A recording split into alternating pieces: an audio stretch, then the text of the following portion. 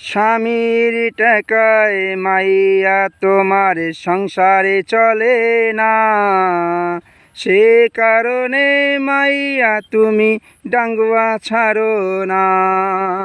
চলতে যদি পারো তুমি বাধা দিব না, পাড়ার বদনাম হয়ে গেছে তোমায় ছাড়ব না।